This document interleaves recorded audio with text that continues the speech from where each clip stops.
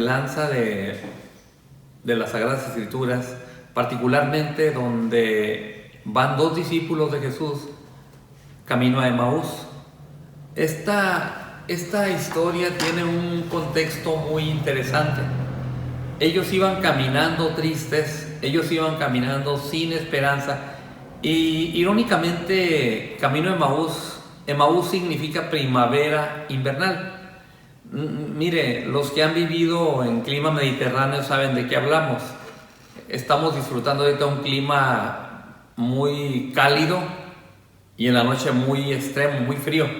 Eso es primavera invernal. Y yo creo que así andamos en nuestras emociones a veces, como iban estos dos discípulos de Jesús, con las emociones cuando estaban con Él intensas, pero cuando Él partió, se enfrió ese ánimo. Entonces yo quiero leer que caminar a Emaús es caminar sin esperanza. Caminar a Emaús es caminar con una visión fatalista. Caminar a Emaús es caminar en lo que llamamos los psicólogos una visión de túnel.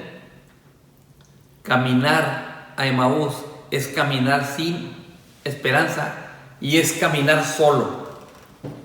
Y es muy interesante el contexto porque en ese caminar Jesús se acerca a ellos. Jesús se acerca a ellos y ellos no perciben. Ellos creen que es un fuereño que va pasando por allí y se les agregó. Caminar a Emaús es caminar pensando que estás tú solo. Podemos caminar en esta vida ignorando el beneficio de que Jesús camine junto a nosotros, o ignorando ese regalo que Dios tiene para quien lo quiere recibir. En aquel primer siglo Jesús acompañaba humanamente a sus discípulos y ellos comprobaron y vieron objetivamente, humanamente, al Jesús hecho carne. Comprobaron que era el profeta enviado de Dios, y es muy humano que nosotros nos acostumbremos a caminar con las personas, nos acostumbremos a convivir con ellas. Cuando de pronto tienen que partir nos pone tristes. Esto es muy humano. Ellos eran tan humanos como somos usted y yo. Entonces no estamos para juzgar la vida de ellos, estamos para mirar el contexto en que estaban, las emociones en que ellos estaban atravesando en ese momento. Estaban desanimados, estaban tristes, estaban desconcertados, porque ellos habían visto las maravillas que Él había hecho. Yo te preguntaría en esta mañana, ¿cuál es el estado de tus emociones con el panorama que se está mirando con la pandemia? En tu camino a tu Emaús, ¿qué hay? ¿Desesperanza? ¿Temor? ¿Desazón? Es importante y es interesante que somos seres emocionales. Eso no es mal. El problema es que nos dejemos controlar por esas emociones. Ese es el gran problema. Cuando nosotros caminamos dejándonos llevar por lo que nuestros ojos ven, nos olvidamos de aquello que dice que pongamos los ojos en las cosas de arriba, no en las que miramos aquí. Porque si miramos este panorama, nos vamos a quedar como los discípulos de Emaús. Y hay una pregunta bien interesante que Jesús les hace. Sigue teniendo eco en nuestros días esta pregunta. ¿Qué platican entre ustedes?, les pregunta Jesús. Y yo te preguntaría a ti, ¿cuáles son tus charlas en estos días? Estar informado es importante, pero cuando miras a tu alrededor y te abate, no es saludable emocional y espiritualmente, porque eso te va a hacer entrar en ansiedad. Si tú te la pasas en las noticias, vas a entrar en un estado de ansiedad. Yo creo que aquí es donde la fe tiene que ser puesta en evidencia. Abundan en las redes sociales personas que están preguntando ¿y dónde están los cristianos? Yo creo que es una pregunta interesante.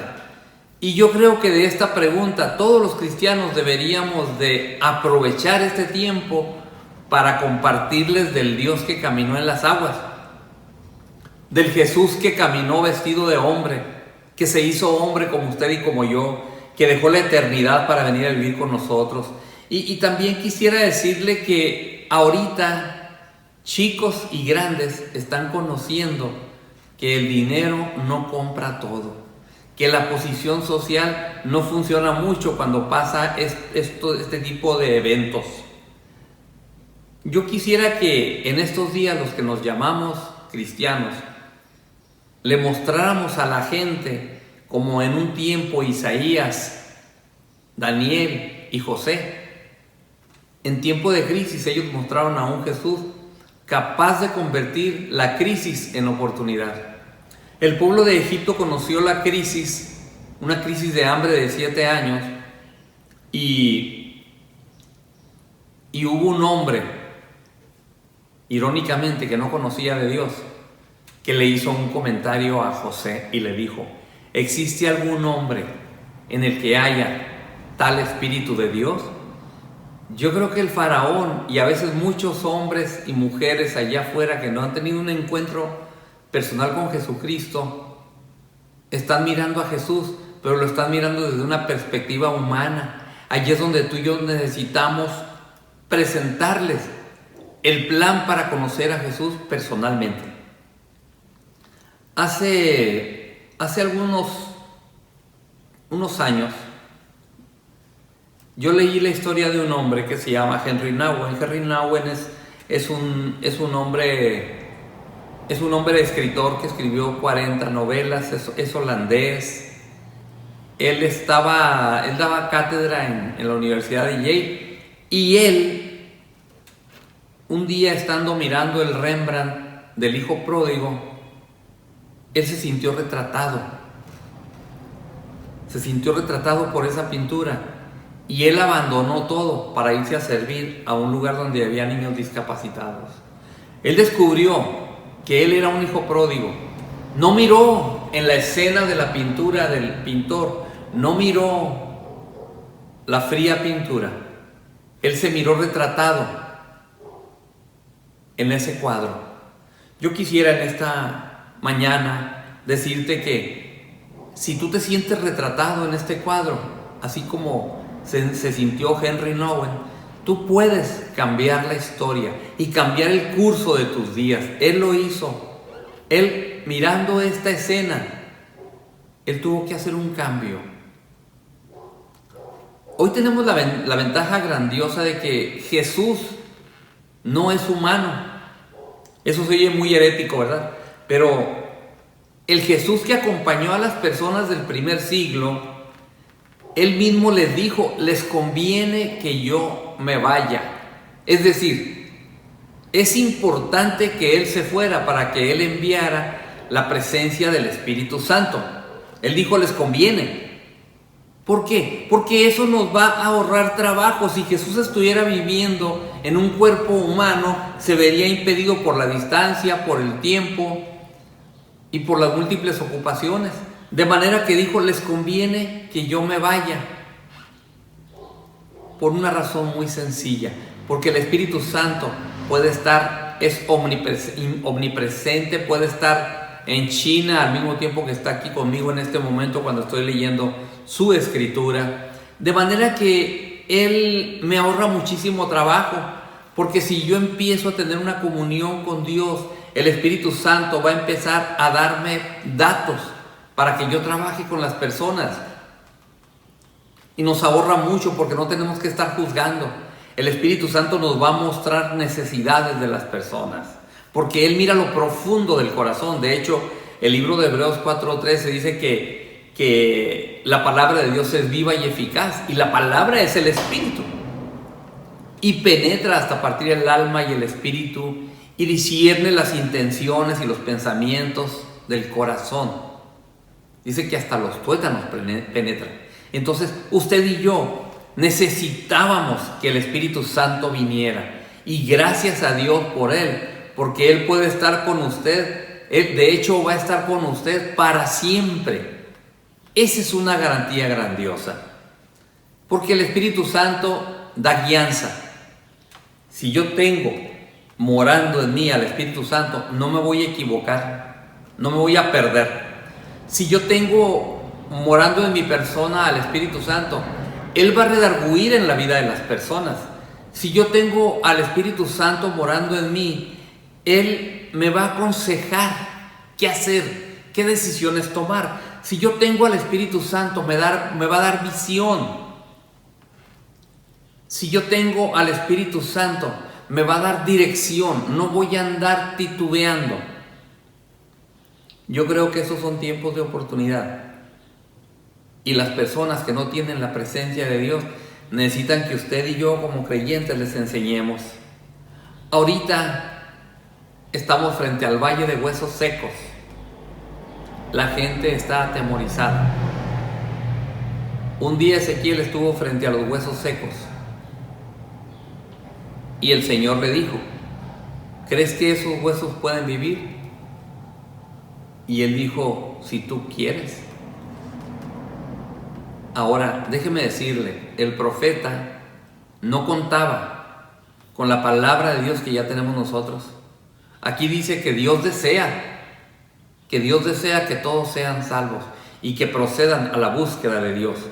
En lo personal, yo creo que Jesús, cuando iba caminando junto a esos dos discípulos, lo hizo a propósito para mirar su confianza en su palabra, para mirar su confianza en sus promesas, y al final, cuando ya se presenta a ellos, les dice: oh incrédulos e insensatos. En esta pandemia es el sitio idóneo para que las cosas que no son como si fuesen, usted y yo que conocemos de Dios, las hablemos a las personas que están sin esperanza, que están atemorizadas, que sienten temor del futuro. Isaías dice que estos tiempos, las gentes grandes y pequeñas van a acercarse a Dios, porque no hay esperanza. Si se van a otro país, es más, las líneas aéreas están ahorita bloqueadas. Si se van a otro país, este microorganismo está en todas partes. Entonces, la única esperanza es que ellos conozcan del Jesús, del Cristo Jesús que usted y yo hemos conocido, para que ellos también pasen a formar parte del pueblo de Dios. Si todo esto que yo le he estado diciendo a usted no tiene sentido, porque usted no tiene una relación personal con Dios y solo puede mirar de lejos este beneficio, le voy a pedir algo. Lea la historia del hijo pródigo. Y el hijo pródigo, déjenme platicársela, yo se la voy a contextualizar. Era un padre que tenía dos hijos, un joven y un adulto. De pronto el más joven, el más indómito, le pidió a su padre su herencia. Y el padre se la dio. Y el joven se fue y dice que desgastó todo su dinero. No dice que se fue cerca, se fue lejos. Se fue a una provincia lejana y gastó todo lo que el padre le había dado.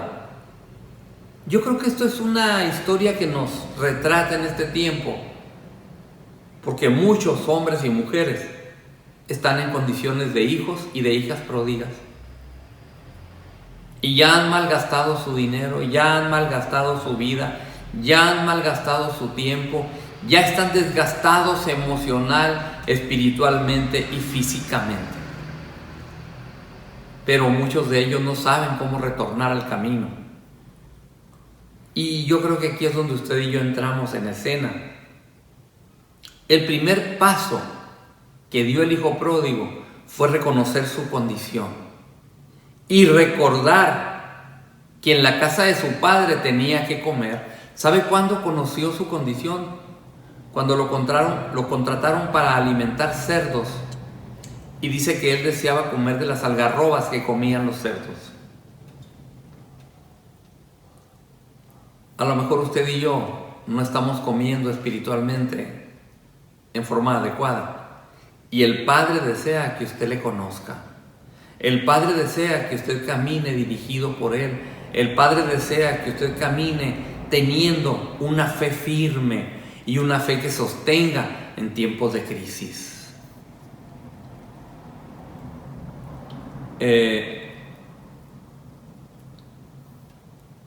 Yo creo que es tiempo que miremos, así como Henry Nouwen miró la estampa, la pintura del hijo pródigo, y él se sintió parte. Es tiempo de que usted y yo empecemos a voltear la mirada al padre de los hijos pródigos que hay regados por todas partes. Necesitamos verdaderamente hacer un alto en nuestro caminar y pedir que Dios nos dirija, reconocer nuestra condición y decirle: Señor, he fallado, he gastado mi herencia, he desgastado mi vida. Y déjeme decirle, Dios es el ser más bondadoso. Cuando usted llegue, Él no lo va a chicotear, Él no lo va a cachetear. Él está esperando en la orilla de la puerta de su casa a que usted venga, así como estaba esperando al hijo pródigo. Y dice que cuando lo vio, corrió a abrazarlo. Yo quiero en esta mañana hacerle ver a ustedes como pueblo de Dios que necesitamos buscar esos hijos pródigos.